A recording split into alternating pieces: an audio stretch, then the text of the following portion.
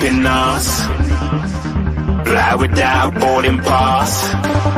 Couldn't catch me, I'll be moving fast. Call me a shooting star. Let 'em know who you are. Flying up in a bar. Wish on a star. Time to show 'em who's in charge. Call me a shooting star.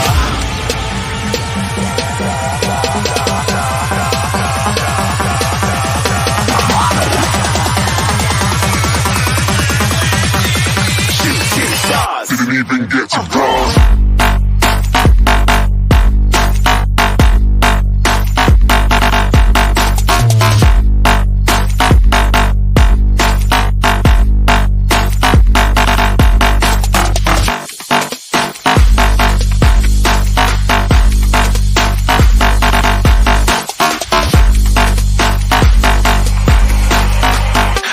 I'm moving too far. Get to glass.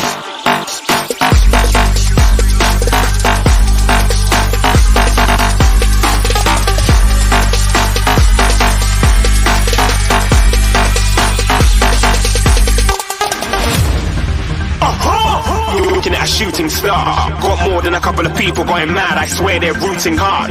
Tell them I'd be big in the game like she went and got them breast implants. I said I'm moving too fast. Didn't even get to glance. I'm ready to eat up track like I'm seated in a restaurant. If you had swag like mine, you know it's best to flaunt. We aren't hating because you aren't. Shining like it's neon. Rock like kings of Leon. Shooting stars across the galaxy. I stand out, so don't be mad at me. Infiltrate, I'm with my strategy. When I turn up, then I just have to leave. Shooting stars across the galaxy. I stand out, so don't be mad at me. Infiltrate, I'm with my strategy. When I turn up, then I just have to leave. Yeah, shoot. Yeah, shoot. Yeah, shooting. Yeah, shooting shots.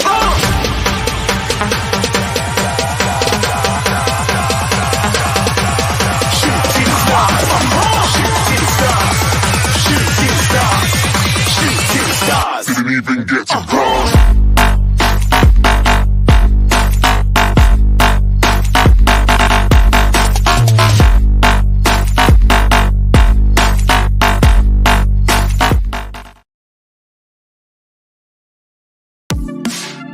The first game we look for, Robbie. The first game we look for, Robbie. Tottenham away. When we got Tottenham away.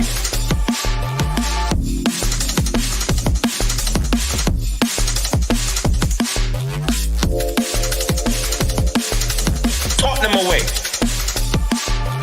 When we got Tottenham away.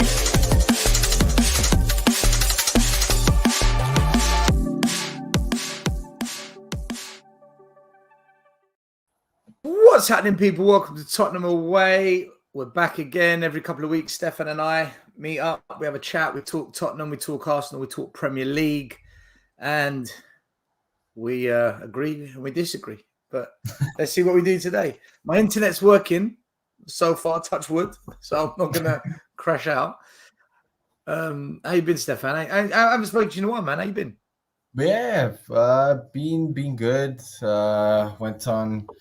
Went on holiday, just enjoying myself the last few weeks. But yeah, just enjoying the football, the different topics. Just it's been an interesting kind of 2 weeks since the Prem started, to be honest. And now, of course, we have the most eventful last few days with the transfer window deadline coming up. So yeah, it's been good. Well, what about you, Stel?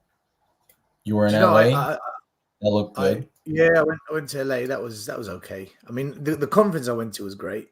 LA it's not somewhere to go back to anytime soon. Austin, Texas, though, is so good. I've been there before. It's such a great place. I could live there. I do think I could live there. Texas is amazing. Texas is amazing. Yeah, I love Texas. I've been. Yeah. Did you have Houston's not Texas barbecue style. Of course, I had Texas barbecue. I'm Greek. That's The first that's thing we the did way. was go and the first thing I did was get tacos, and then I went and got barbecue. Oh man, you gotta go next time you go to the States. You gotta go down more south, Louisiana, New Orleans, gumbo.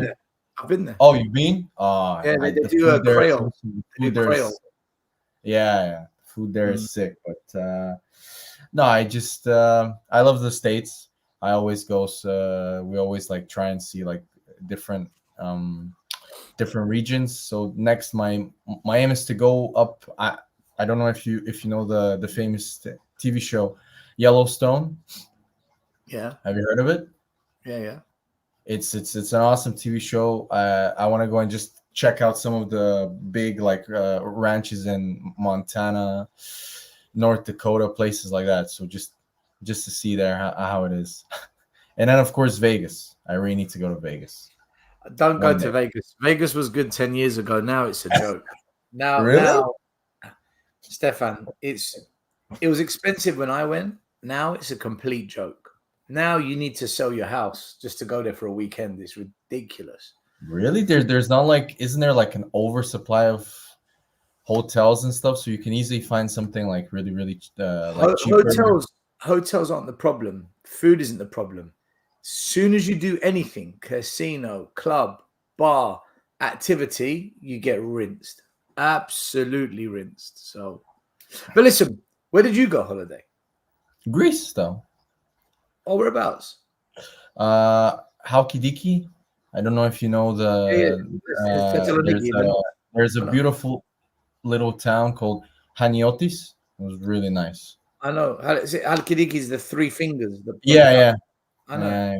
Sick. Yeah. We had, because it's close to us, so it's really easy. Like we wanted to go more down south. We were planning to go to Crete, but we just thought it wasn't worth it because we have a cat, so we have to take him with us and stuff. You drove there?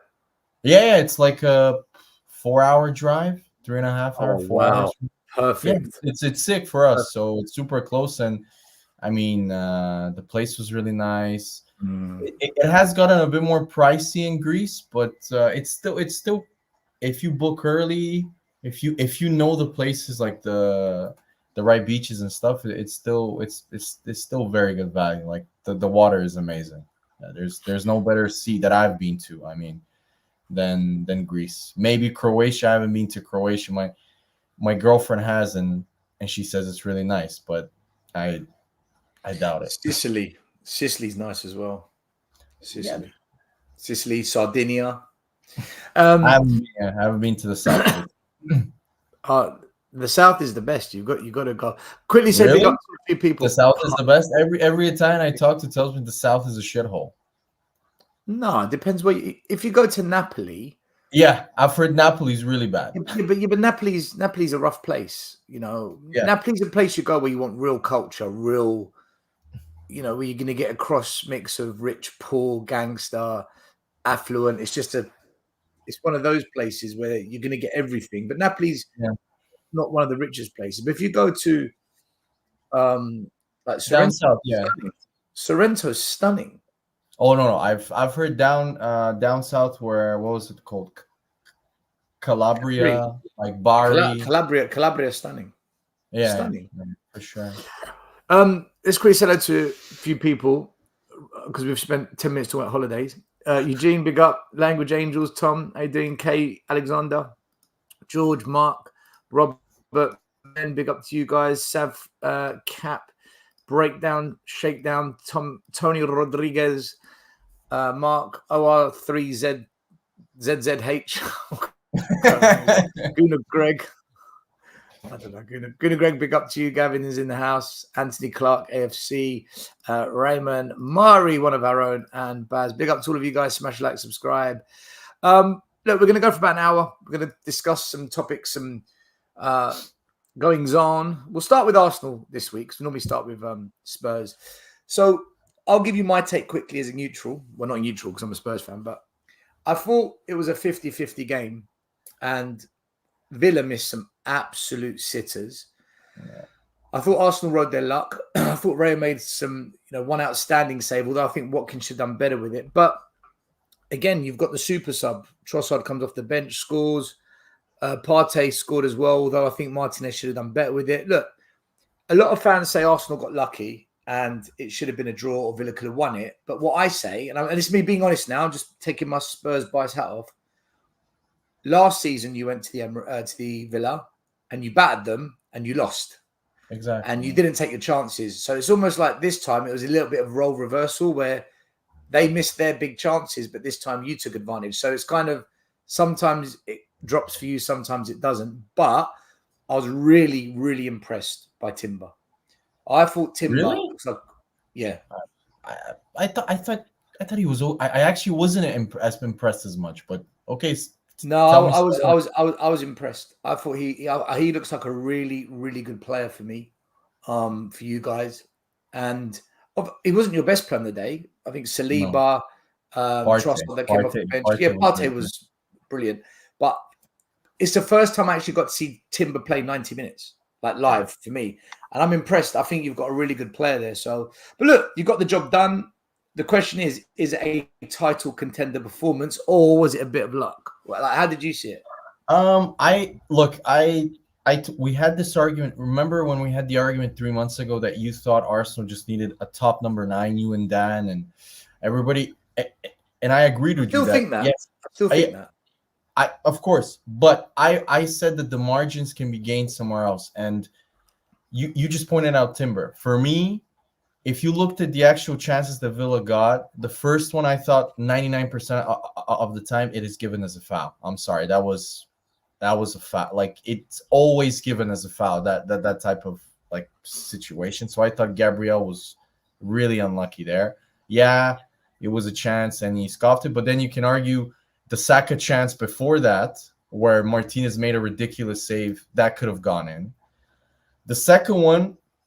Yes, although it was lucky, Watkins should have scored. The deflection was, it was the ball was going out and it hit the defender and it bounced perfectly to hit the post. So that was really unlucky from Arsenal's part. But I just thought the difference was that when Zinchenko played last season, they could break and run and run on us on the wings, and this time they couldn't.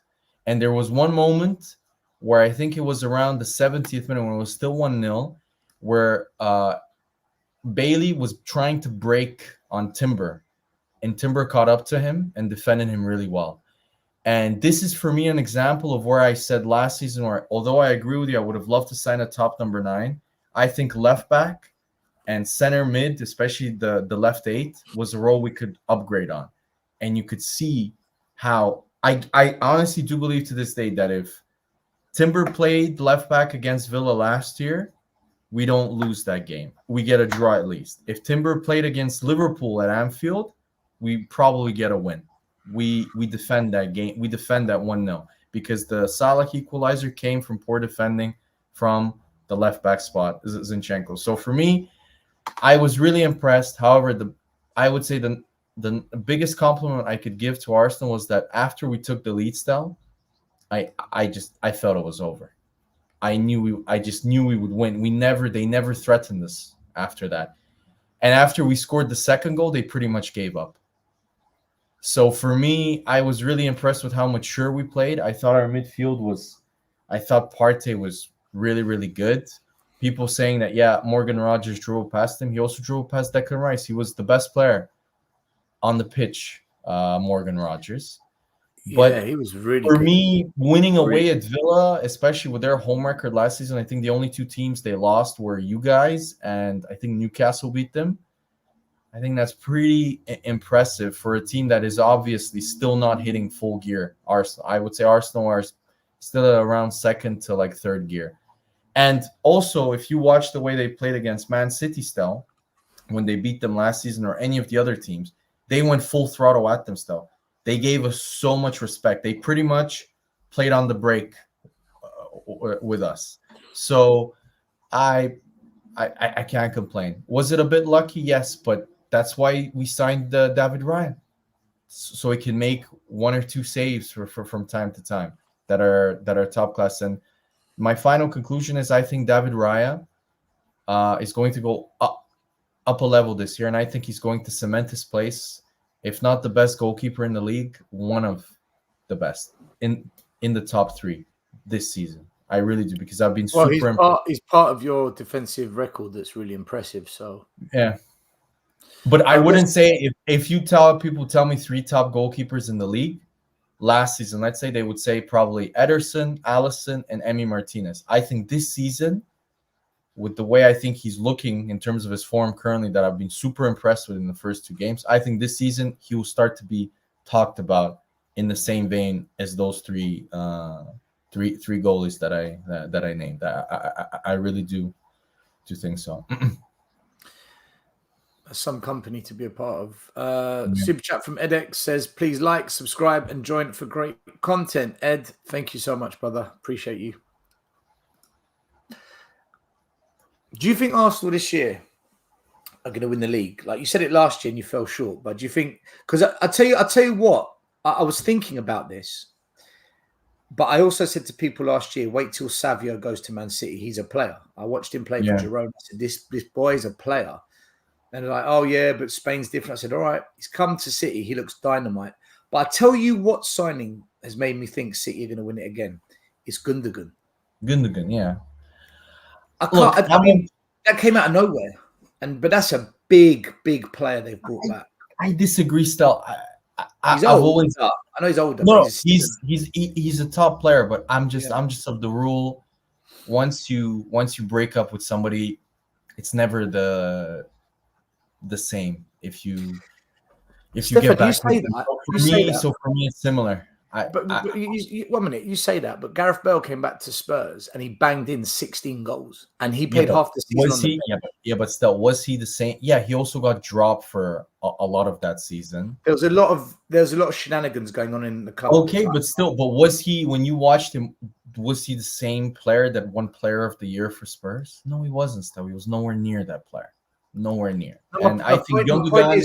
We brought him in for goals and he got them though. That's what I'm saying. He did the job for us. I'm not saying Gundogan's a top player and I think he will help them more, but that for me epitomizes the fact that City are pretty much hinting at the fact that their signing that was supposed to replace him has been a flop and that Pep does not rate him.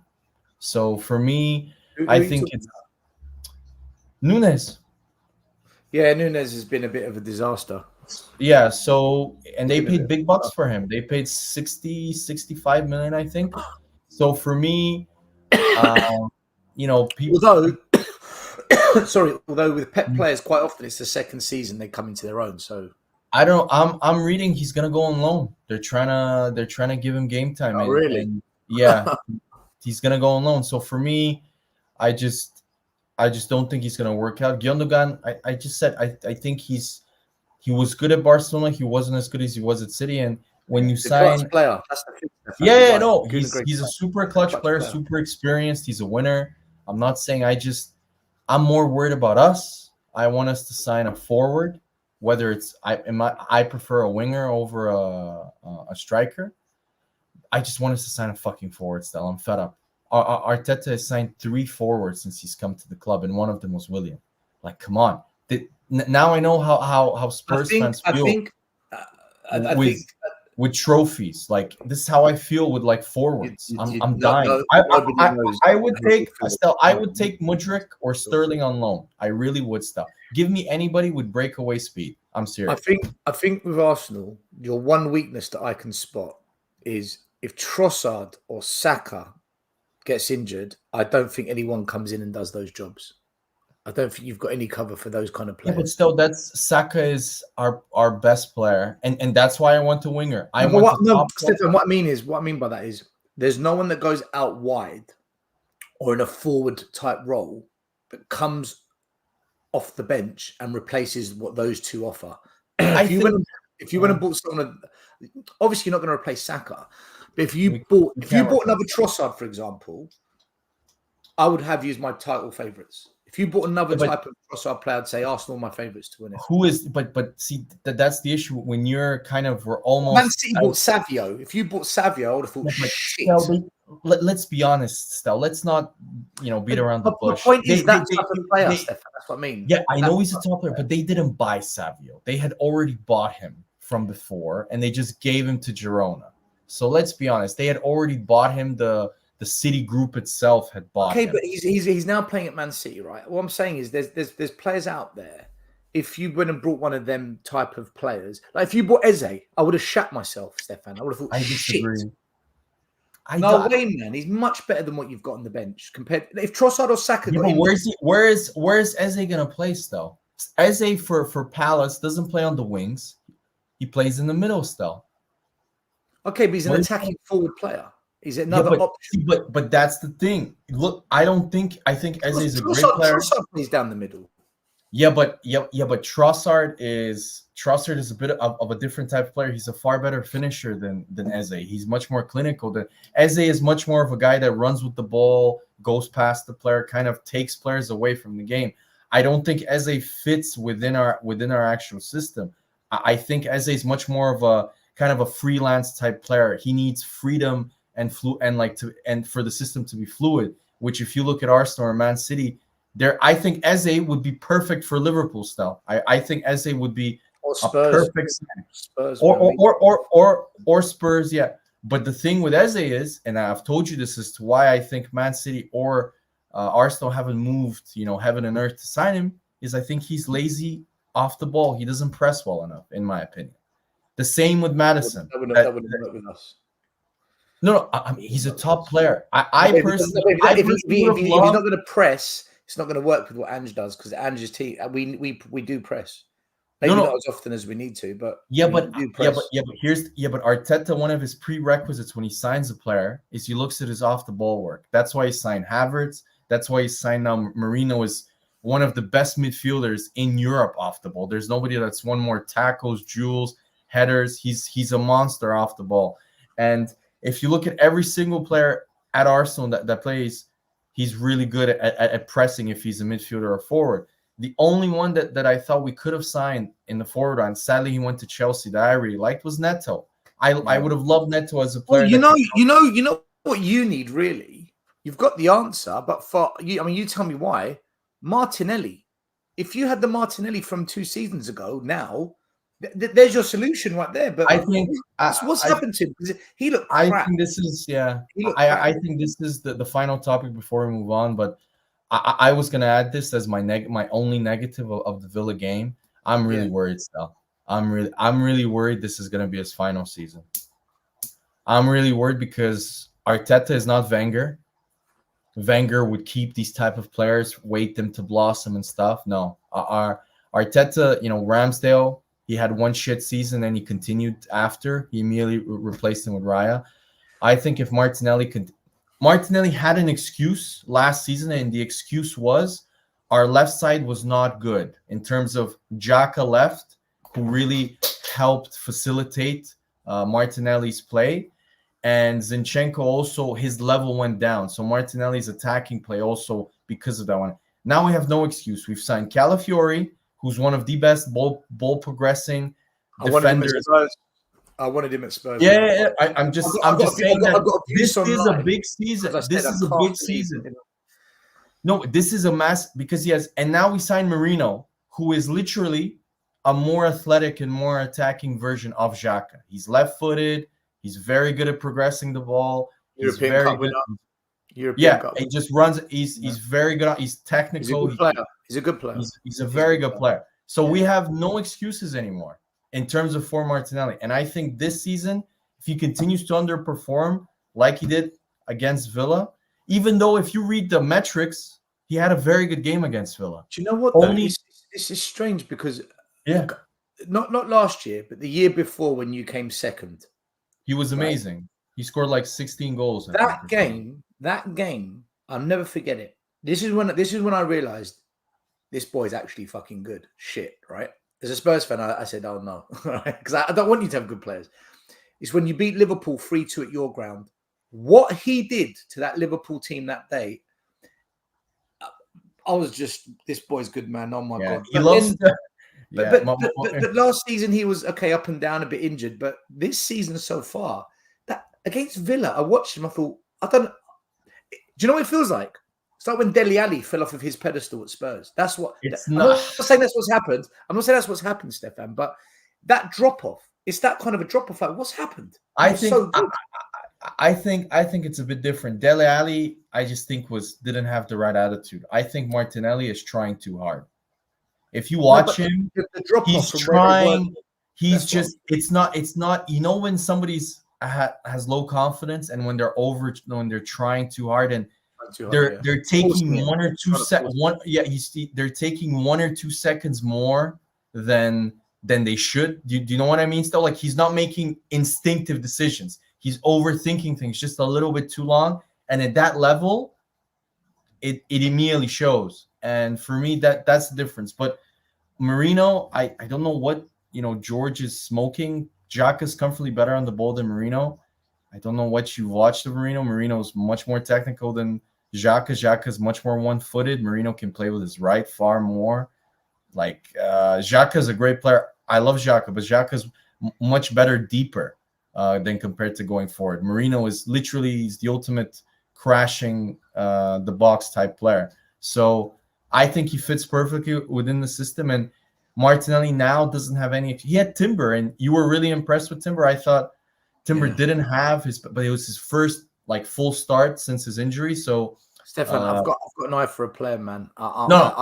You cannot not like Timber. Just watch it. He's so silky on the ball. He's so comfortable. This is what I'm saying to you. All right. There's two things I look for in a player. Okay. I don't care about strength and pace and technical ability and the decision making on the ball. And I think he's a really good player. I think he's going to be one of your stars this season if he stays fit, which I think he will stay fit. No, I honestly think last season he was a big miss. At different points in the season. Like I said, if he had played left back at some of those games that we lost, I really do believe that we don't lose those games. So for me, I thought he was good in the game. I just didn't think he was as good as you said, Stel. But let's see. I mean, playing left back and making it on his debut after a very long layoff to be Villa Park away and looking pretty comfortable for most. Let's be honest. Defensively, he was really good because he completely marked out Bailey out of the game. Bailey did nothing in the whole game. This is what I'm saying to you. Like, how much more do you want? Bailey's we didn't sign him for, like, don't get me wrong. I love that he's defensively really solid. We signed him for his attacking, for his progressing. Yeah, but your first job as a defender is you've got to defend, man. That's true. That's true. And he okay. Let's move it on because let's move it on to the mighty Spurs. Oh my goodness! So Spurs. So listen, I'll let you start on this one because I started when we spoke about Arsenal. So Tottenham Hotspur, was it a good win or were Everton poor? And what did you think of Odegaard making his debut? I thought the win. I mean, of course, it's a really good win. You won 4-0, but I'm gonna be honest, Everton. That's one of the worst Everton teams I have ever watched play. Like they were. Yeah. I know people praised Van de Ven for the run that he made. That was disgraceful from Everton. The fact that he literally ran from his own box to their box was a fucking joke. I don't know what it's like. There was a massive. You could have parked an airplane in the middle of the park. Though, he's quicker than what people. He's a fast. Still, somebody foul him. Like does nobody care? I agree. Like it was a joke, but and for me, I thought you guys played well. I thought Bissouma was good. I thought Romero was good. Odegaard, he was, I would say, promising. He was lively. I wouldn't say he had a good game because I honestly thought the right back had the better of him at almost like one-on-one. I thought the right back had one more duels than. And the right back was making his debut because of injury. So I thought he was I thought he was way better than Johnson. And the one thing I really liked about Odegaard, which also Bergvall does, is he kept demanding the ball. That shows me This kid has something about him. He has confidence. He wants the ball. Unlike, Johnson, gets the ball, passes it backwards, or plays it, out of touch, and then gives you the I shit myself face, and he's going to be shit now for the rest of the game. So it's a very good win still, but I just I don't know. I think it's a bit of both. I think Everton were really bad, but you guys were also good. But I do have two concerns. I thought Johnson was horrific. You were completely right. He is. I can officially say it now to the fan base. No, I can officially say it now to the viewers. He is one of the worst players that I have watched play for Spurs, and I'm gonna be honest. And I've watched some absolute fucking Grant Holby, like some fucking shit players that played for Spurs. Holby was alright. Holby was alright. Yeah, he was all right as a person still, but hope.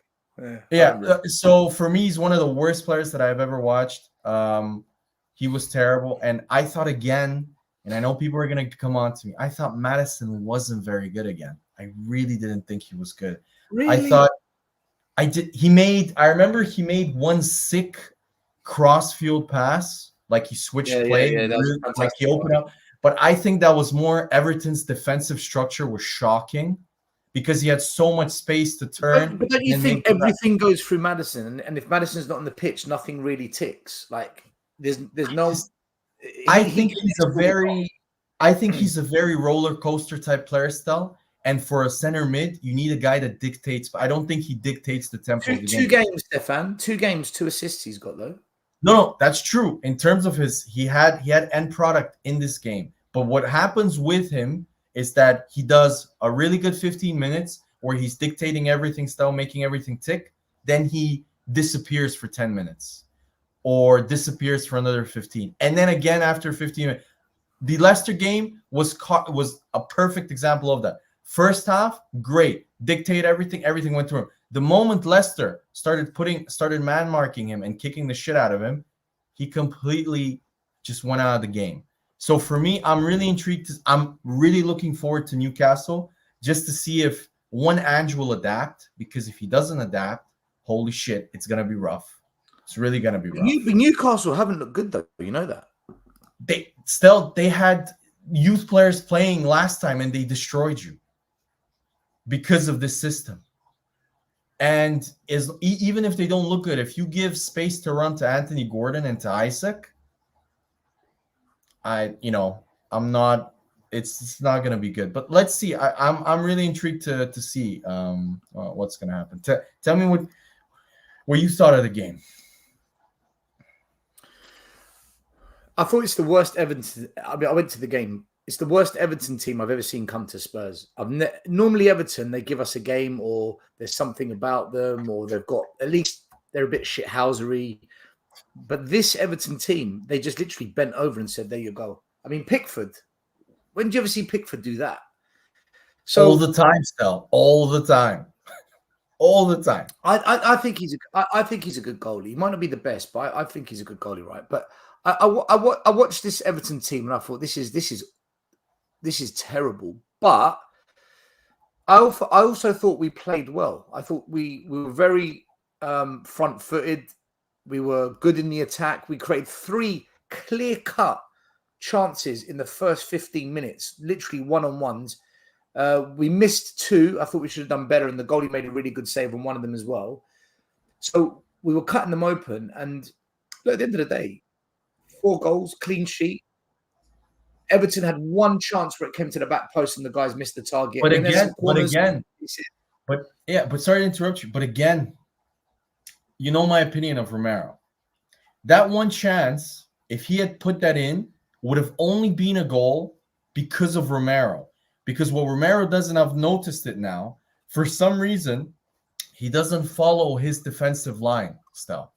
He goes back and he covered him. So if Harrison had scored that chance, that would have been completely on Romero because the other players had put him offside. This isn't the first time. Against Liverpool, against Everton last season, against numerous teams. I think it was against, I forgot who else. He does this consistently.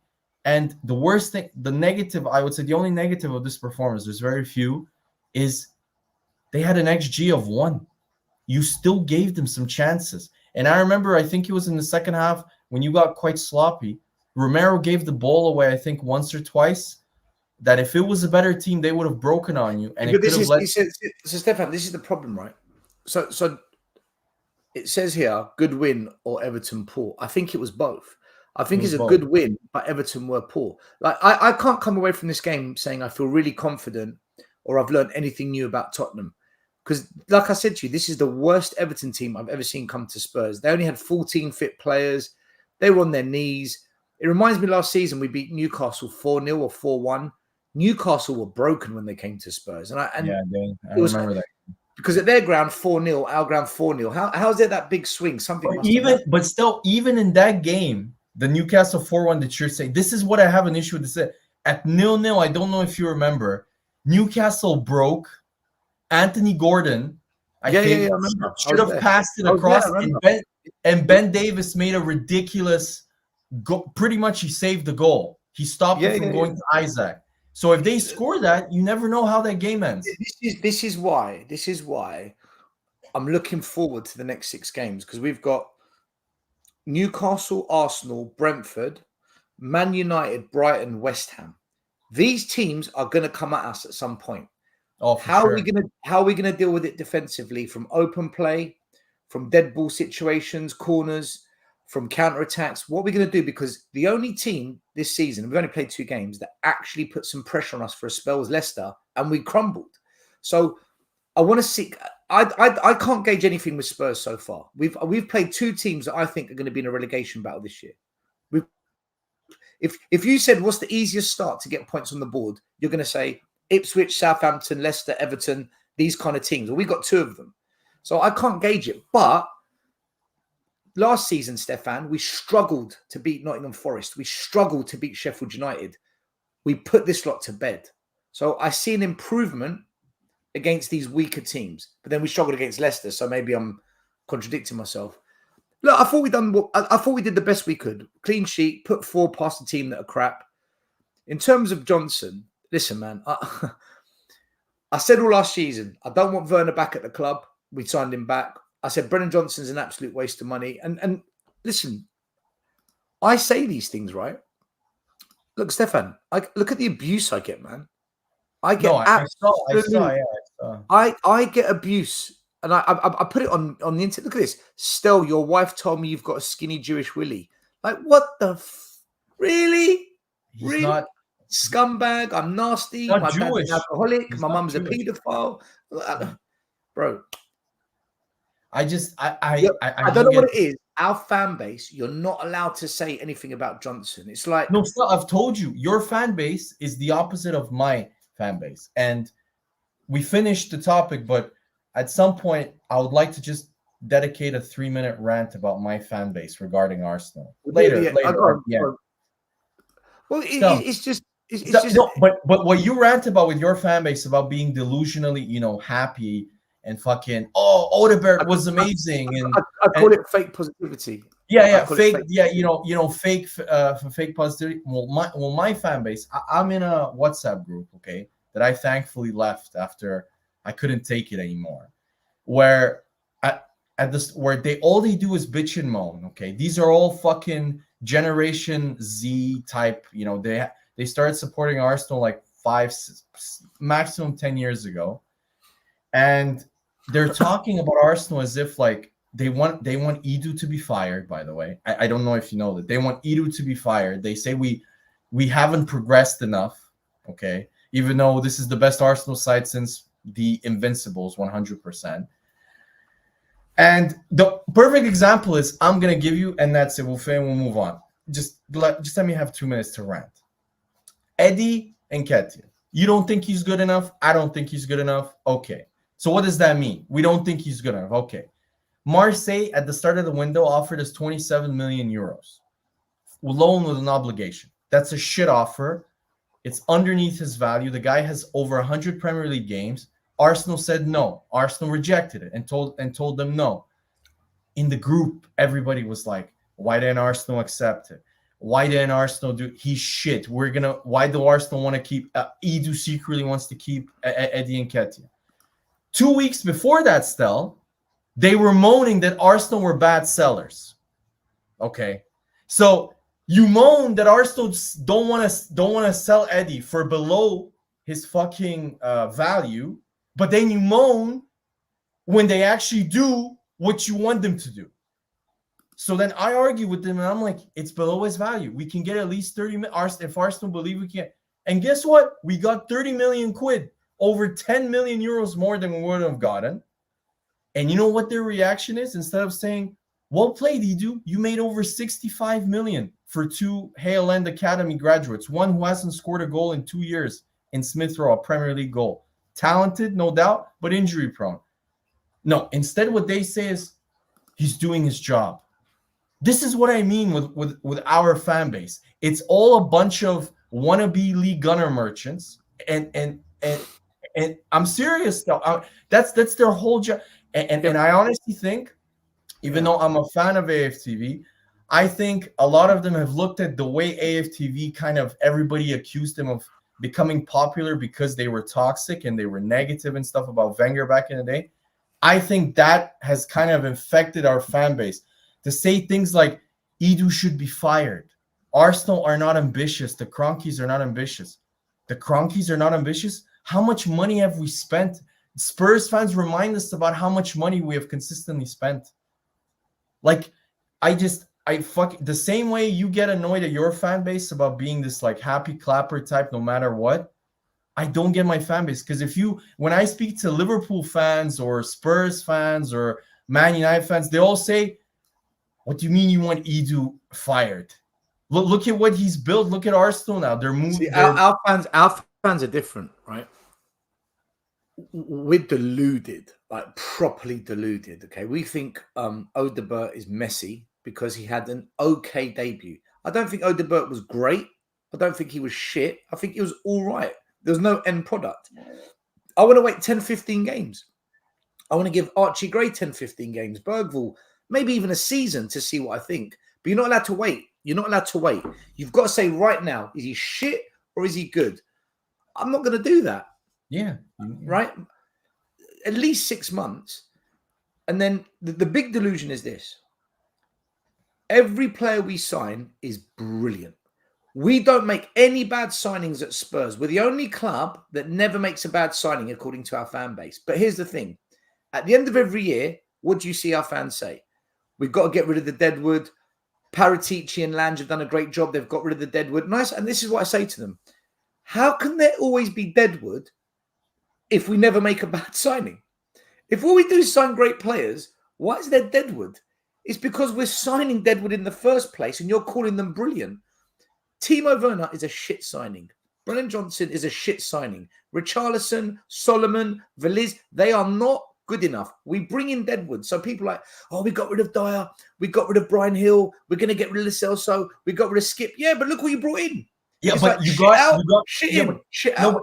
No, I agree. And you got rid of those. Then they say, wait, Stefan, then they say, 5 years. oh, but then they say, but what about Van der Ven? What about Dogi? What about Madison? I'm like, yeah, we make some good signings too, but not every signing is good. Like, don't you see it? We don't. Stefan, it's delusional. At Spurs, you're not allowed to say we've made a bad signing, and you're not allowed to ever say a player isn't good enough. If you do that, you've seen what happens. If you do that, I'm a scumbag. I'm weird. I don't get this. I'm an absolute fucking moron. I need mental help. I'm nasty. No, it's the same. And it was. I laugh because I know they're the ones that have got mental problems because it's fake positivity, Stefan.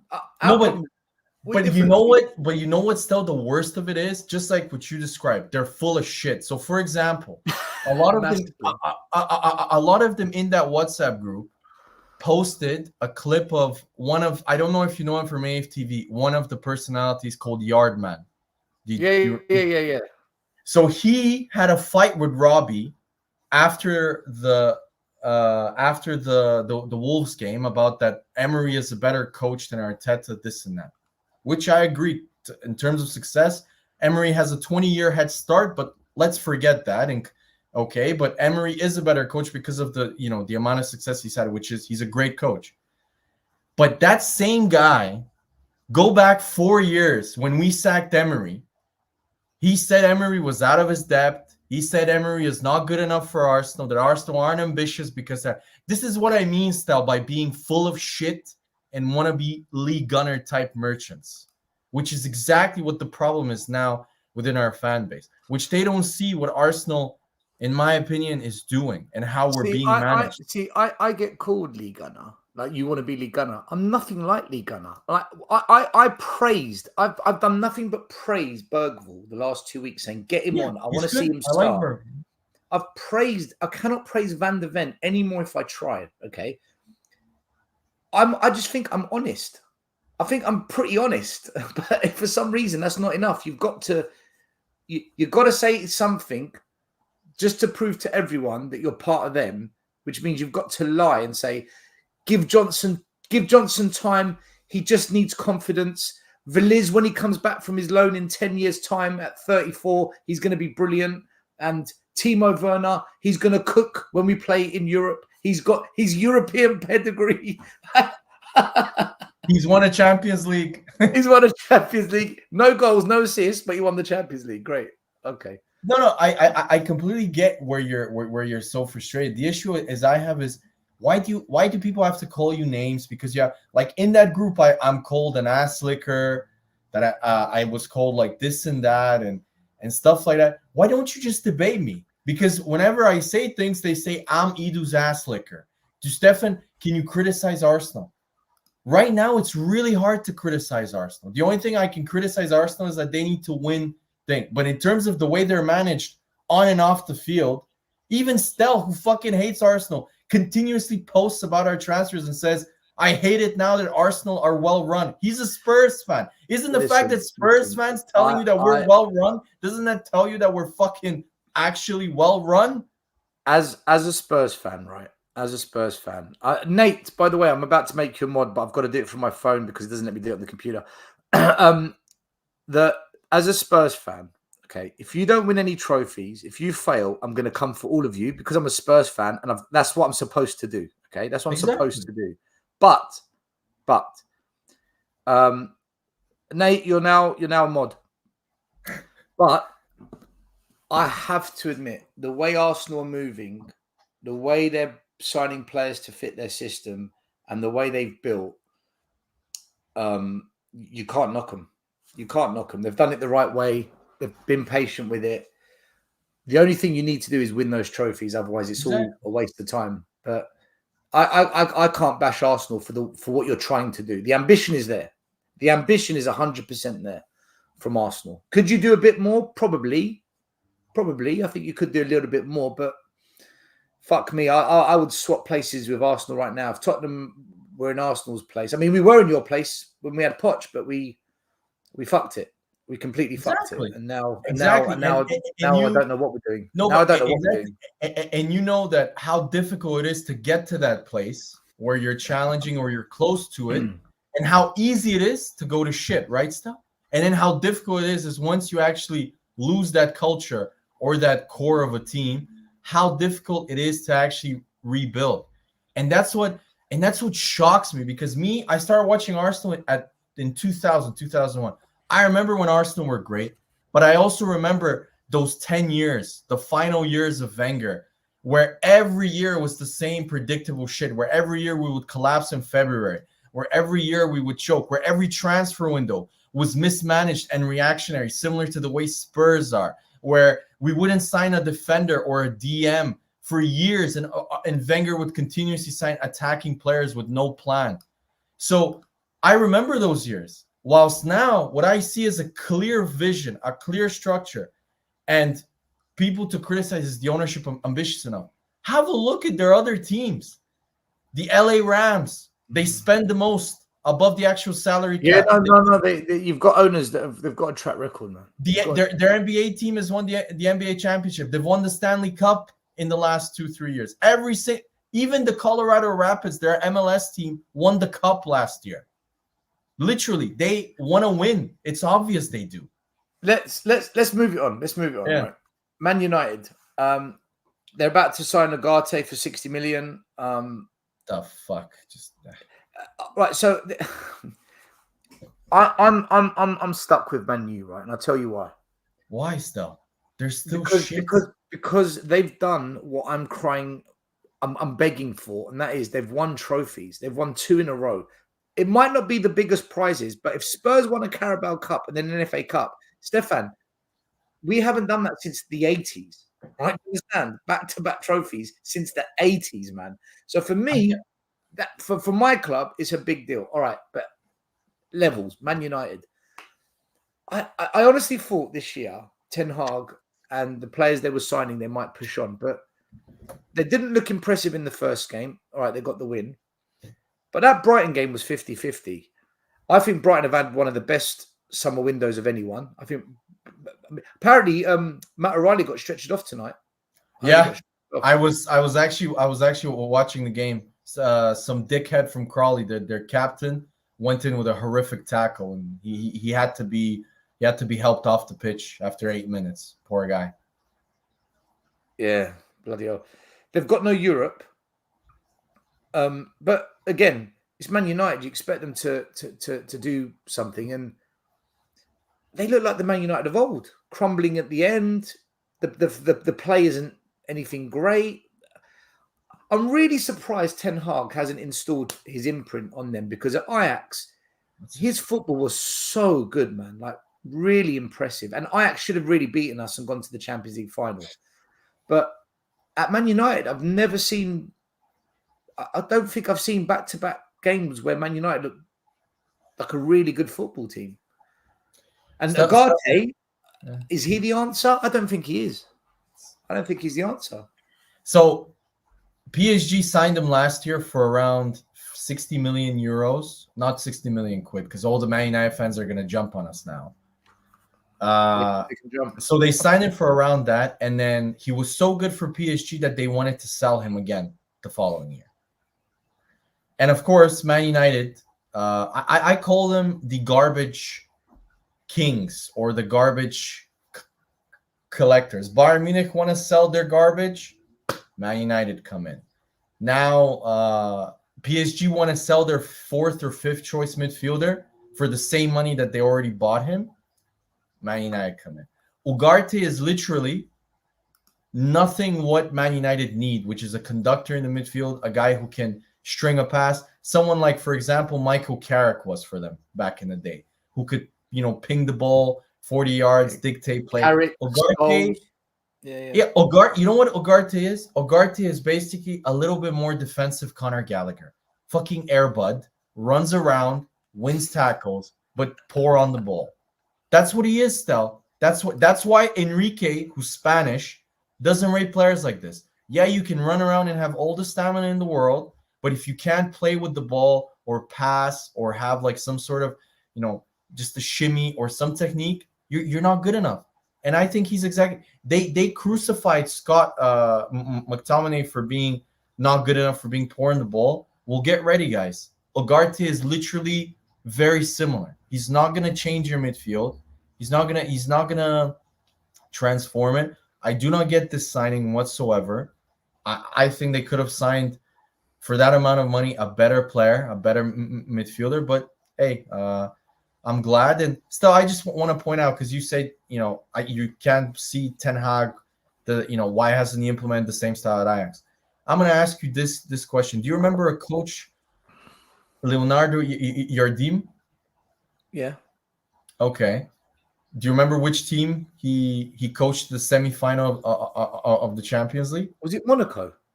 Oh, okay. Well done. I'm impressed, because a lot of people don't. Why? Because Monaco had. I know his name, because I remember there was conversation. Spurs were linked. Well, we're linked with everyone. But Yeah. When I looked at him, I thought I wouldn't mind this guy actually, but that was back then. That was Ever since that, he's never done anything, and I think Erik ten Hag. Good, we never got him. I honestly think Erik ten Hag is a little bit like Leonardo Jardim. Jardim had an amazing team that had just so many good players that they reached a position much higher than expected, and it was to say that team for Erik ten Hag, that Ajax team, Frankie De Jong, Ziyech, De Ligt when he was actually good, like half of that Ajax team, Donny van de Beek, Neres, they were all really talented players. Mahrez, I think he, Tadic. I think that Tadic, I think he was the beneficiary of a really good team rather than he was the reason for why they were good. And you could see that 3 years. Do you know what's funny about Ten Hag, right? When Conte left and they were talking about what manager is going to come to Spurs, I remember, I don't know why, I remember watching Feyenoord play a game in Europe, and I was really impressed. And that's when I found out about Arne Slot. So I started reading up about him. And many, many years ago, I spent a couple of weeks in the Ajax Academy. I was coaching, and I went there more as an educational to observe.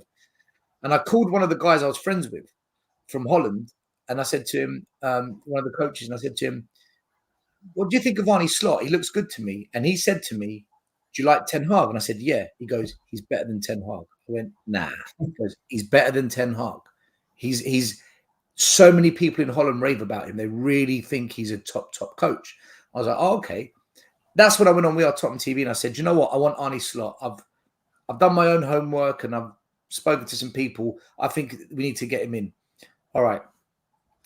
He hasn't bought any players at Liverpool, and I'm watching some of the football at times Liverpool playing, and I'm thinking, he's only been there 2 minutes, and he's put his imprint on it. I can't do that with Man United. I'm not saying Liverpool are brilliant, Stefan. I'm not saying they're finished product. Far from it. But there's certain patterns of play. There's certain passing movements, and there's an element of consistency to it. Early doors. It still needs a lot of building. Still, yeah. I don't get why Ten Hag hasn't been able to do that, because you look at Man United, Stefan, 3 seasons now. I haven't seen a progression in their play. Forget the results. Their play. But that's why I really don't rate Ten Hag. His recruitment is shocking. Why he hasn't shocking. Yeah, but look, even Ange, who we criticise, you can see how he wants Tottenham to play. You can see a progression in how he wants us to play. Whether we get the results or not is different, but you can see what he's trying to do. I don't see it with Ten Hag, Stefan. I don't see anything. I completely agree. The only thing I see with Ten Hag is he's basically playing Ollie ball with better players. Let's be honest. He basically has a little, Ollie ball. Oh my God. Ollie ball, just counter-attacking, shit defensively, really open, just like with Ollie. And it was very similar. But for me, I completely agree with you. And I would say the main reason is STEL. I think he turned pragmatic after the first two games of the Premier League season, where he lost, I think it was Brighton, and he got smashed by Brentford 4-0. I honestly think that scared the shit out of him, still, that he realized that if I try and play my type of football, and it's going to be rough, obviously, just like Arsenal were crap in the first 2 years, and all of the teams that tried to play like that, it's going to be really rough, and I'll probably get sacked. And that's why I think he's still going pragmatic, because he knows now that he's on an even shorter leash now, because the owners, they literally tried to find another coach for a month, and then they couldn't, and they said, "Oh, you know what? We're going to trigger a clause in your contract and give you another," act like it's a contract extension. So the owners don't believe in him either, and they're just waiting. They wanted to fire him, but they knew the PR disaster that it would be if they fired him after he won the FA Cup. So I just don't rate him as a coach, but I think just forget about the results that were horrendous. I mean, I know he won the FA Cup, but that masked the horrific form that he had in the league and in the Champions League. I just think his recruitment style is sackable. It's sackable. 80 million for Anthony. Malacia hasn't played in a year and a half. You know what, though? Anthony was brilliant at Ajax before they signed him. No, he wasn't, Stel. He wasn't. Oh, I don't know, man. He looked good to me, Stefan. Yeah, he was brilliant, just like Victor Janssen was in the Dutch league. I never saw Janssen before we signed him, so I don't know. But I'm just saying that Anthony looked good. I never heard of Vincent Janssen until he signed. Yeah, Vince. But I'm saying, look at the sign. Mason Mount. He doesn't play him. He signs Amrabat on loan, doesn't play him.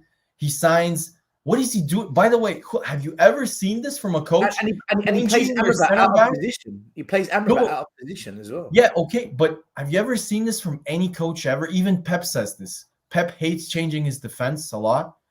He changes the set. Now, this is 2 weeks in a row. In the last 15 minutes, he changes Harry Maguire for De Ligt.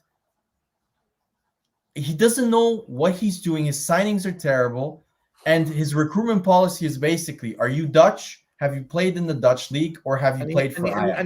That's the signing. And at the end of the season, he ends up lifting a trophy, man. That's just... I don't understand. Yeah, but still, Arsenal, although Arsenal were far better under the latter years of Wenger than Ten Hag is, it was very similar where the FA Cups kind of sugar-coated the shit style that was the rot at the club that he needs a serious like rebuild. And they made a massive mistake, and I'm thrilled about it. They should have sacked him after. If the owners had some balls and they really did their research, they know it was obvious. I mean, people were leaking after he got renewed, Stel, that the Man United senior players were pissed off, that they were unhappy that he was staying. And you could see Bruno looks already like he looks like he doesn't care.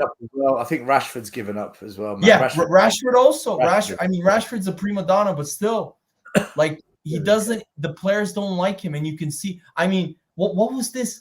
So the players, kind of the middle ground was, okay, we're not going to sack the coach, but we're going to sack his assistant coach, who the players didn't like. I know they've passed the buck. I want to listen. I want to move it on to your favorite club, Chelsea. Yes. Everybody keeps saying they have so much ambition. Yeah. Right. Are they progressing? And listen, they've actually made some half decent signings this summer. Right. They have made some decent signings this summer.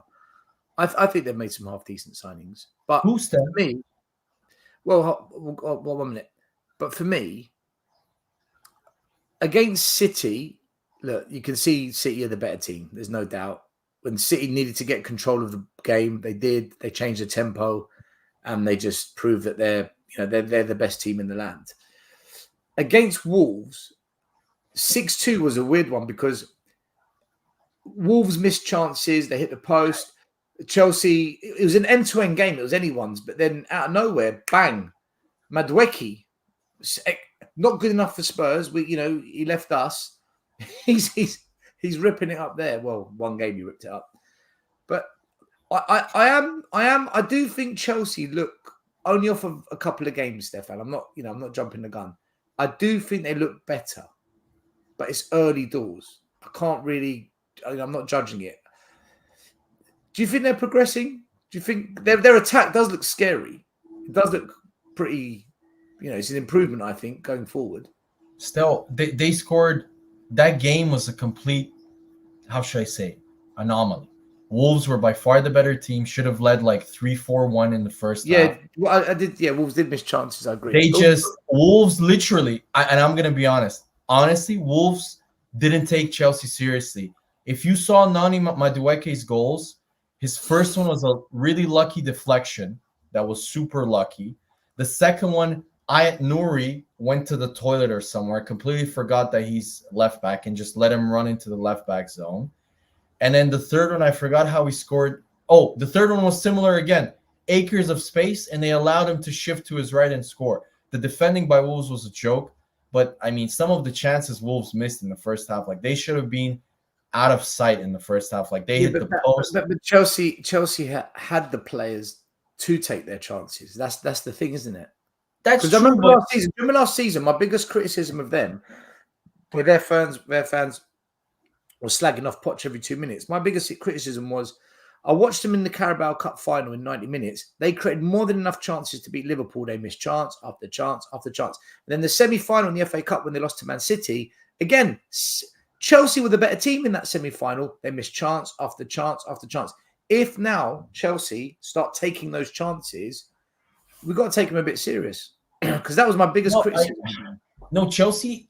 The issue last year was not them taking their chances, Stefan. They created so many chances. They create. The issue they had last season was defending, Stefan. And that too. But if they put away a lot of those chances, they would not have come seventh. They would have won that Carabao Cup final. That's what I'm saying. how can I take a club seriously that takes a guy, Mr. as I call him, Mr. X Factor. He sings a racist song, doesn't get reprimanded whatsoever, and then gets named captain for the side. How is like half of the players hate him. Okay, that's off-field activities. On the pitch, though, But do you think it's so important because they don't have the right culture at Chelsea. Nani Madueke thinks he's like some god. That's been the Chelsea culture for years. John Terry was a racist. They kept him captain, and they kept no.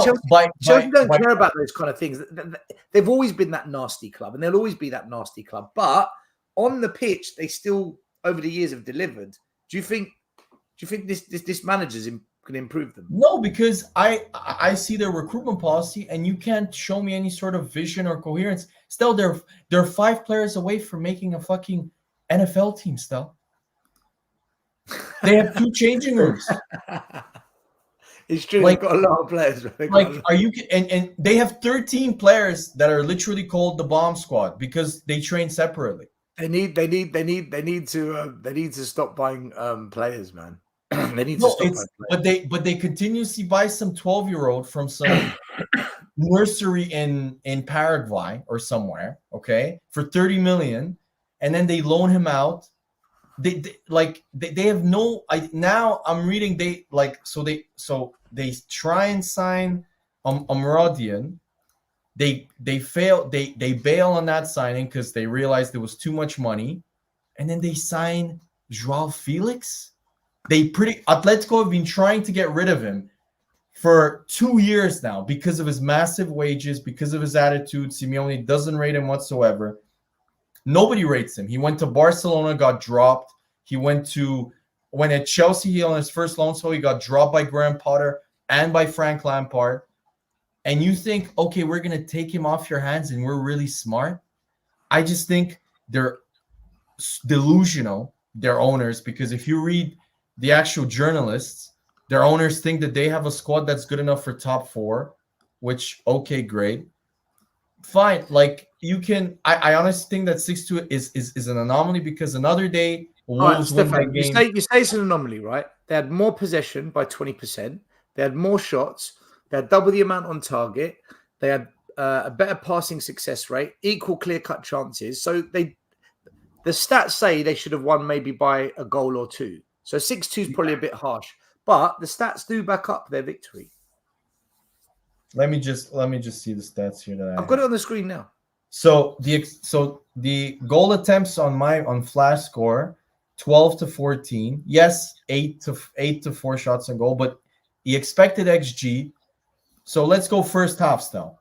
So expected XG in the first half for Wolves 1.7 to Chelsea 0.9. Goal attempts they had 8 to 6. All right, but I agree. So I agree. The first half Wolves were better. I agree on that. But second half at 2-2, I think Chelsea were the better team. No, for sure, but I honestly think Wolves were the reason for why Chelsea their defending was shocking. For all, Cole Palmer's chip. What the hell was the goalie doing? How could you let such a goal happen? Can I say something though? Though? If that fell to Timo Werner, he misses it. He's a good player, Werner, right? So the fact they've got Cole Palmer on the pitch to take advantage. That's what I'm talking about. They've got the players that can take advantage now. But Stel, if you're the coach, they're not depending on that. What's his name? Action Jackson, whatever his name. They're not depending on him now because Nicholas. He's so bad. He is. He's shit. I think he scored all of his goals last season just against Spurs over 2 games. I've never seen a player score a hat trick and look like he knew it was shit. Like he knew his hat trick was crap.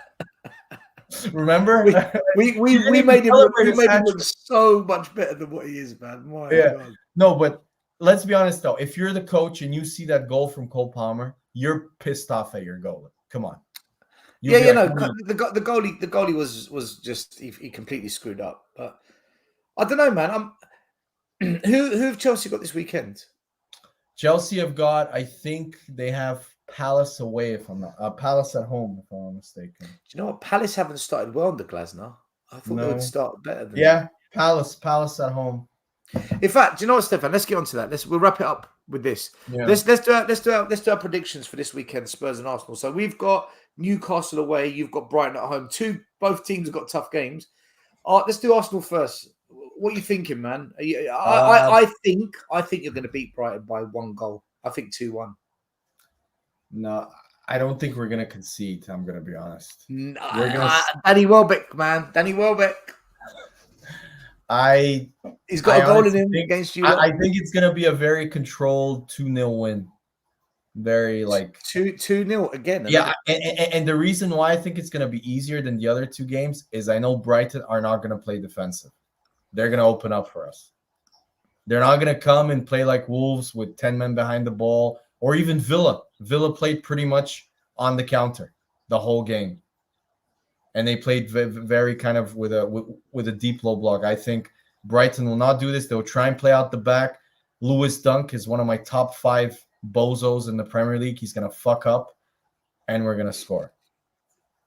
Yeah. All right, so we're both going Arsenal win. You think clean sheet? I think 2-1. Only because Brighton tend to do well at your ground, man. I think they're gonna do all right. Spurs away to Newcastle. Right. Do you know what? If you asked me a week ago, I would have said Newcastle win. I haven't been impressed by Newcastle the last 2 games. I haven't. And Spurs are going into this game with a bit of confidence. I think, Stefan, I could be wrong because, it is Newcastle away. I think we're going to get a draw. I think this has got 1-1. I think this is 1-1. Stel, have you been drinking the fucking positivity brigade? No, far from it. Far from it. What the fuck is going? No, not at all. If you asked me a week ago, I would have said Newcastle win. But I just feel something hasn't clicked yet in Newcastle. They haven't found any form or get. Look, this could all change. It could get to match day. The fans are behind them. Tonali comes back because it's his first game back. They raise the level. Spurs go back to fucking Highline for life shit, and we get banged up. But I think we do a bit more. There's more oomph about us when we go forward, and we are creating more big chances than we normally do in games. So I don't think Newcastle beat us this time. I think we get a draw. Maybe even 2-2, Stefan. No. Have you been impressed by Newcastle? Do you think that they're off to a good start? I agree with you. It's at St. James Park, and the main reason is I know you're gonna get offended still. I think your team I cannot get offended. The abuse I take. Oh, okay. I just think your performance with Leicester, not your performance per se, but your reaction to the Leicester equalizer. That's the worry. That's the worry. You're really soft. You have a really, really soft team, and I think St. James Park is far more hostile. They're super aggressive. They, when they get really into it, the Newcastle team, they almost play like a semi-professional rugby team. Did you see Joe Linton's tackle on the goalkeeper? How the fuck was that not a red card? You know what? If that's Romero, straight red. If that's Xhaka, that's Xhaka. It's unbelievable, man. How the hell was that not a red card? But they're gonna rough up Madison. They're gonna get in your faces. And I really think we're not good at those games. Spurs, we're very and all it takes. Only Romero's up for it when that happens. If they score first, Stel, it's gonna get rough because St. James Park is gonna get even rowdier. They're gonna get on top of you. And if Leicester, who for me are awful, if they can get on top of you for 25 minutes and you need Bentancur to break his head so you can get so you can kill the actual momentum. I honestly think I agree with Dan on this. Dan said that if it wasn't for Bentancur getting injured, you guys would have lost that game. And I completely agree with him on that. Because it looked like it killed the whole Leicester kind of rise.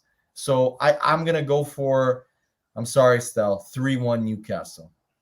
There's a lot of fans that think we're going to get spanked. No, but that's if Ange literally does the same shit that he does, which in the last 2 games that I've seen, he hasn't changed one bit. There is one thing that would change my view on this. Adogi went off injured, but it might have been precautionary. He's fine. He had cramps, supposedly. Okay, I was going to say, if he doesn't play... Oh, Ben Davis against... Who's playing Harvey Barnes. Saying that though, Udogie played. In fact, we had our full. He was awful against Leicester. Yeah, he was terrible. Against Newcastle last year, we lost 4-0. We had Udogie, Van de Ven, Romero, and Porro. We had the fullback four. So I remember Porro quit at halftime. He quit. I remember that. He just quit because he was awful. The whole team quit at 2-0, man. They gave up on the system. Yeah, no, but Porro, I remember he quit because he was fit 2 weeks later for Arsenal because he said he had a hamstring strain. Bullshit. He quit. So this is the thing I'm worried about is when Maddison, when things get tough, Maddison hides, Bissouma hides, and Mr. Tough Guy also hides, Romero. So you don't have one sort of guy who can, maybe I would say, but you sold him. Maybe Højbjerg was that type of player, but he's not good enough, as you say, technically. But I worry for you. If you told me we weren't going to buy a number 6, I would have said keep Højbjerg. Right? I thought the whole point of us moving him on and Skip was we're going to bring in a number 6. Not that we're going to play Bissouma there and Archie fucking Gray. I'm sorry. I know this is harsh on Archie Gray still, but the more I see him in like a Spurs kit, he reminds me, you know, when you go into the Spurs club shop and you have models that, you know, do the fashion, like that, you know, that showcase the clothes. He looks like that. He doesn't look like a football when you look at him, and he doesn't look like a football player. He looks like one of the models in the shops. Like, he's got a young face. Though he's 18. He's talented. Don't get me wrong. If that's your number 6 signing, it's not gonna be. Some fans say he's going to end up being our right back, but then if that's the case, why have we kept Jed Spence at the club? I don't get it. We've got Porro. Yeah, but isn't Jed Spence playing like an emergency left back currently? I don't know what Jed Spence is playing as. If I'm honest with you, I'm really worried. At the end of last season, he tried playing players in the left back position, and they all failed. And then eventually, he realised he put Van de Ven at left back and put Dragusin at centre back, and it actually looked better. It made more sense because at least. No, what is Kev saying? How is he negative? He just predicted you guys to get a draw against Newcastle. No, he's saying I draw negativity. I draw it to the. He just predicted you guys to draw against Newcastle. Do you know how positive? That's delusional positive. That's something people on the Fighting Cock would say. No, they would say you would win, but still, I was wondering who this is. Look, so you can always tell who the trolls are. Which one of you runs Tottenham away? That means he's been sent. Me. Right. So look. Seems your channel is growing. It's growing for a reason. Stop fucking hating on our players. If our players are shit, I'm going to say they're shit. If you can't handle that, that's your woke agenda. You are hating too much. No, I'm not. We never win anything. Until we win something, then I'll praise it. Do you have any common sense or any manners? And this is and this is a guy that comes on to slam me, and then he asks, "Do I have manners?" No, stop. I'm going to block him. I'm going to block him. No, don't block him. Ideals. No. Your coach, Ideals, said that he expects to win something every season. STEL is holding your coach to the account by the standard that he holds the players. If you think Brennan Johnson is a good enough player, me as a person that's watched Spurs for over 20 years now, and I honestly, he's one of the worst players I've seen play for Spurs, and I've seen fucking Anthony Gardner. I've seen Stefan, some horrendous players. Bro, let me tell what's going on, right? This is what's happening.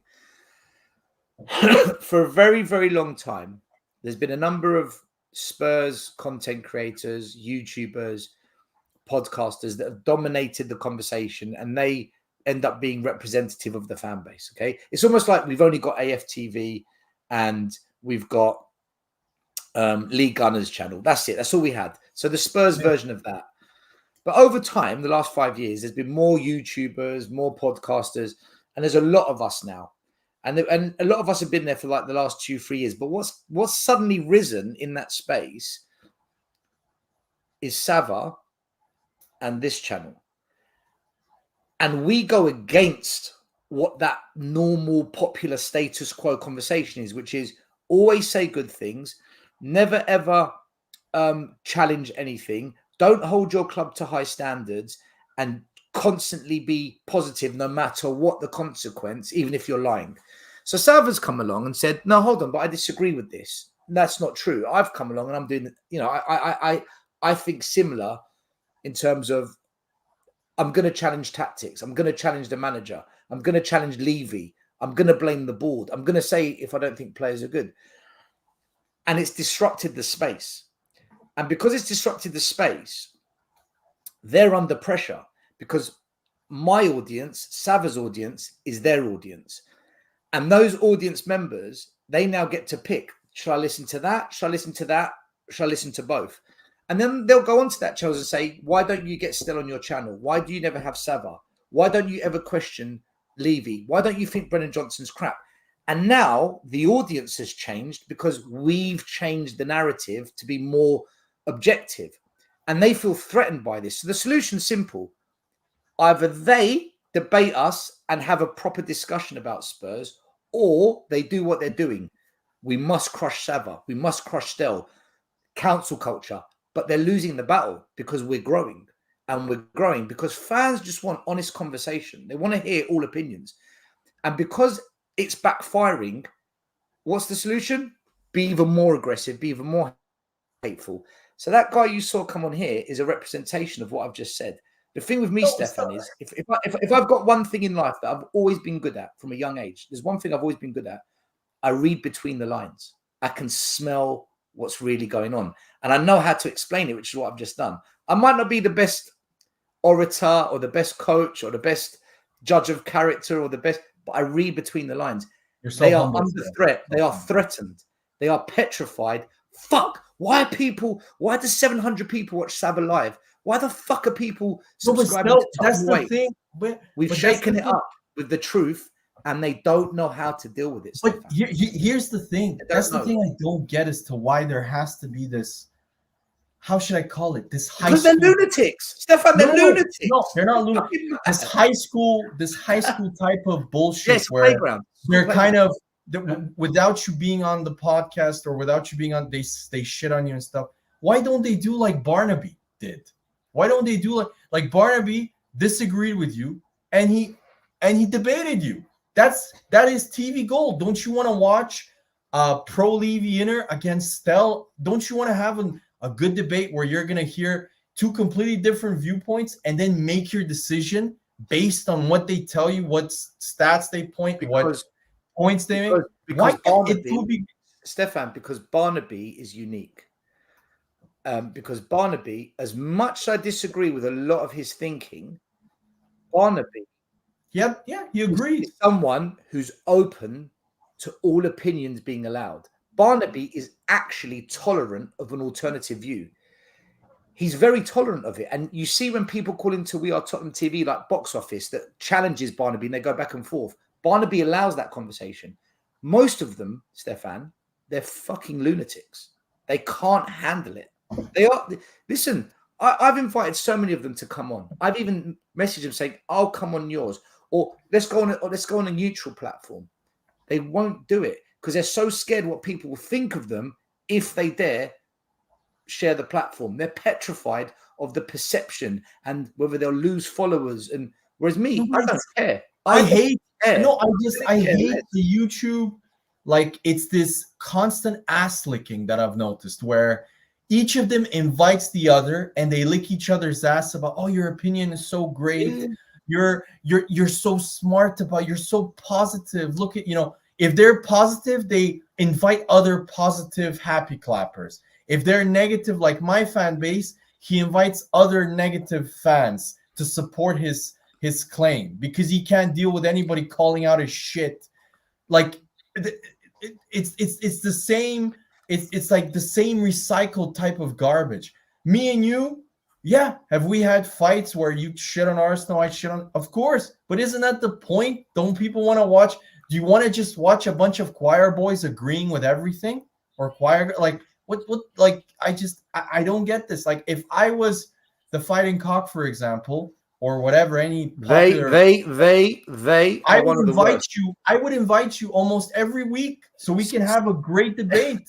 Stefan, they are one of the worst. They one of their creators went on a podcast the other day and just slam Tottenham away, right? So I I heard tweeted about today, that.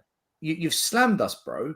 Why don't you debate us? Why be a coward? Why behave like a chicken and hide behind the protective layer that's the internet and not have this conversation and fuel your audience to come and shit on me and hate my family, hate my career, hate everything I do? Yeah, why? They won't do it. They won't do it because I've told you, because their biggest fear, Stefan, their biggest fear is they debate us and they lose the debate. They are because where does that leave them then? What happens if their audience actually says, "Do you know what? This guy's made a good point, man. I'm going to subscribe. I'm going to go and like that." I think. Whereas me, I'm more. I don't care. I just want to understand where you're coming from because I don't get it. I don't understand how you tell me Brennan Johnson is going to come good. What do you base that on? Where's your logic? Where's your thinking? What evidence is there to back that up? And I think they know that we can debate, or at least we can put forward a half decent argument. No, if you continue to grow your channel, which is it's growing, and that pisses them off, it's going to disrupt the space more. Yeah, and that's simple. But I mean, it's But sad. there's a lot of abuse. There's a lot of abuse. No, it's sad to see still because I would pay to watch you debate with Flav or to watch any of the guys from or Dan to debate with somebody that's a big happy clapper, like Matt Hayes, for example. I would want to watch that. I would want to see those viewpoints. I said I would debate Sean Butler 100 times. Oh my God, yes, him. He yes, gave him. every excuse under the sun. He tried to say that he wouldn't ever share a platform with me. He doesn't associate with people like me. And then I showed all the WhatsApp messages we've been having for the last year. I'm like, bro, man, come on, really. But you can't force people to do something. No. I just in the States, being contrarian is celebrated. All of the best talk shows in the States, Skip and Shannon back in the day, First Take, now all of the new shows. The whole point of it is to have people that argue with each other and have different viewpoints always. Here in the YouTube community, all I notice is it's just everybody has to agree with everybody. And if they don't, people get sensitive and leave the fucking show midstream. Like, okay. But it's fine. English culture is strange when it comes. No, Pat, wait. Can you click on the last comment? It's English. Stefan versus League on a P. What is PPV? Oh, pay-per-view. Any day of the week, Pat. Any day. If you want, any day of the week. I will create a channel just so I can debate. Just for one stream, I will create a channel. To be honest with you, Stefan, I could be wrong on something, and if someone points it out to me and actually explains it and justifies it, I would literally say, "Do you know what? I never thought of it that way. I'm so glad I had this debate." No, I mean, to kind of rub your nose a little bit. I told you that the system wasn't going to last. And you said, Stefan, you were right. I disagreed with you before. But you were right. Now I can see why it's unsustainable. Yeah.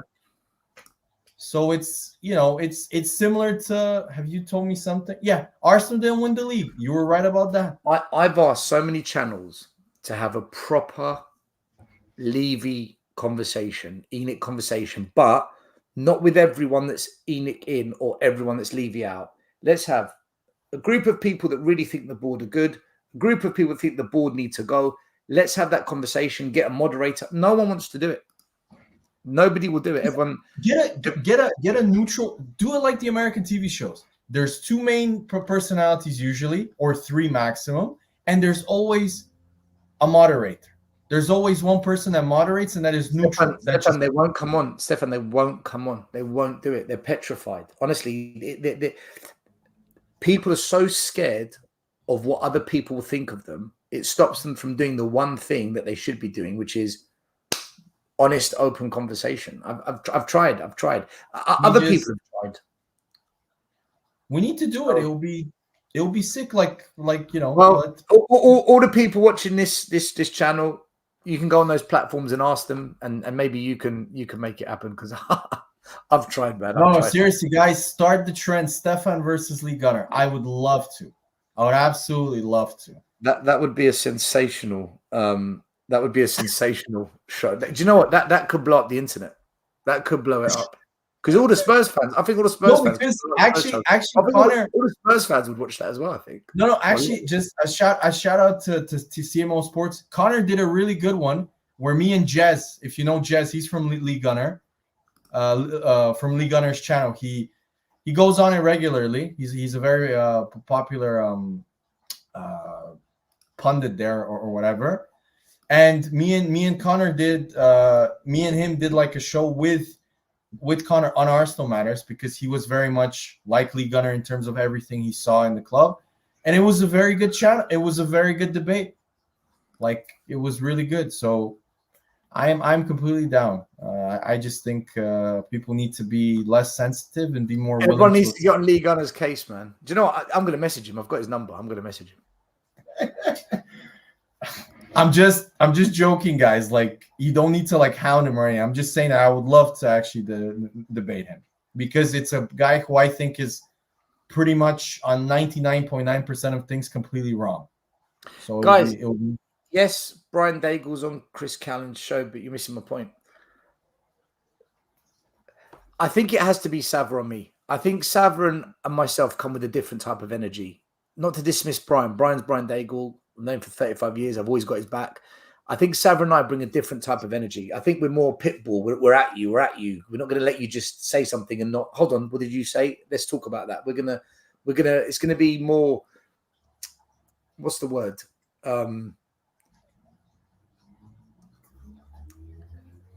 We're not just going to let things be said. Civil, but no, let's keep it civil. But there's going to be a little more. It's going to be more of a passionate exchange. The back and forth is going to be. I will hold whatever someone says to account. I'm going to hold that to account, and I expect the same back. I think that's more kind of the direction it will go in. That's the way it should be. Apparently, Nunes is going to Arsenal. Darwin Nunes. Are you reading this? I mean, what? Why is Stefan so calm? Because his team's in a title race. No, I've been after last year where my girlfriend would. That's the word. It'll be more raw. Well said. No, yeah. After why I'm more calm, my girlfriend watched me from the side and told me I looked like a complete idiot. So I've decided not to scream as much and not to be as as like a buffoon. So I've been working on myself, going to yoga, trying to relax a little bit more. Yoga. So yeah. See, now she heard me and she's laughing. She's laughing her ass off. Stefan versus Igal. Because me and Igal pretty much, I would say he's a little bit more positive than me, even more positive than me. But yeah, it wouldn't be that interesting because we would agree on. Igal's a little bit deluded as well, but yeah, he's the. But listen, guys, he's not tired. We're gonna wrap it up. I've redirected everyone to go to Spurs Kings TV. Ashmatic, Marlon, go support the boys there. Here's the link down below. I'll put it in the chat as well, actually. Make sure you go and check out. Ashmatic does a cracking show, man. Honestly, much respect to Ash. It is. Tomorrow, there's going to be the... I'll put the link. It's in the comments. Click on it. Go there now. And if you guys are interested, tonight, he usually has a show tonight, right? The Ashmatic analysis. It's on now. They're on now live. They're on now, and then also tomorrow he has the Spurs rival show, which is brilliant. I'm on that quite regularly. It's awesome. You guys should watch. My God! Yeah. Check out J Rated won't come near me. He's another one frightened to death. Hey, speaking of lifestyle, this is the kind of people J Rated is, right? He's the kind of person. He's racist. He abuses women. He's a paedophile. He'll give you all these horrible, nasty excuses, but that's what they do. When they know they don't want to do something to mask it, they'll that. And I get this all the time, like constantly. But anyway, I'm not too fussed about J-rated. He's actually still funny that before we go from because I'm in the Spurs Rivals WhatsApp group. A lot of them think that a show between me and Jay would be awesome because me and him disagree on everything pretty much. everything. He called Solanke, and I'm going to call you out, Jay, if you're watching. You called Solanke a rehabilitated wonder kid. That is just awful. Yeah, this is why I can't relate to people like that. It's absolutely wrong, because I agree. I think he's a clown as well. But that's just my opinion. Shoei, you say you're new to the channel. Thanks for being new to the channel. Make sure you like and subscribe. But I'm over hating on Johnson. He's fucking shit, bro. And you're not going to change my opinion. It's absolute waste of money. I don't want crap at my football club, because this is why we don't ever win trophies, because we continually sign shit players like him. And get used to that with me. Just like I think Van der Ven is a brilliant signing. I think he's a top centre-back. And if he goes to a club that plays a different system, I think everyone will be saying he's one of the best in the world. So I praise and I shit on players as well. So just kind of get used to it a little bit, man. Anyway, guys, listen, we're going to wrap it up there. Stefan, thanks for coming on. Thanks, guys. Thank you, Steph, for having me on. This was a great chat. So yeah, I just want to say, Bryce, you've been really quiet in the group chat ever since Spurs are shit now. So where have you been, Bryce? You were really mouthy last time. You got to be nice to Bryce. Bryce is an OG, man. He was with us from day one. Like Bryce is an original Tottenham away channel follower, man. You got to relax on Bryce. Stefan, mate, I reckon Jay would disagree with himself. He was in a dark room. There you go. All right, guys, listen, thanks for watching. We'll be back in a couple of weeks again with another show. Make sure tomorrow night you tune in at 8:30. I'm doing a call-in show. Fans are going to come on 10 minutes and we're just going to discuss. They can challenge me. They can agree with me. We're just going to talk Tottenham. If you want to come on as well, feel free. Otherwise, take care. Thanks for watching. Peace. See you guys. Thank you. The first game we look for, Robbie. Tottenham away. When we got Tottenham away.